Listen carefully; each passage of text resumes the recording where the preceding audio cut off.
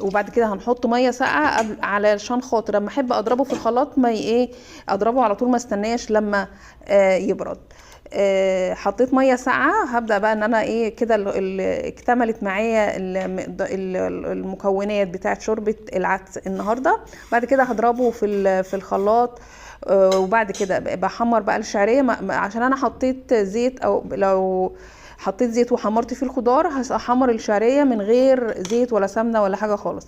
وبعد كده بعد ما ضربت العدس بالمنظر ده هحط الشعريه اللي انا حمرتها في الطاسه بالشكل دوت، وايه واسيبها لما تستوي، يبقى كده جاهز معانا